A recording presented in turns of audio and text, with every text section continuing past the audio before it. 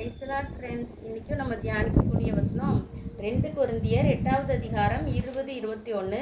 எங்கள் ஊழியத்தினாலே சேர்க்கப்படும் இந்த மிகுதியான தர்ம பணத்தை குறித்து ஒருவனும் எங்களை குற்றப்படுத்தாதபடிக்கு நாங்கள் எச்சரிக்கையாக இருந்து கர்த்தருக்கு முன்பாக மாத்திரமல்ல மனுஷருக்கு முன்பாகவும் யோக்கியமானவைகளை செய்ய நாடுகிறோம்.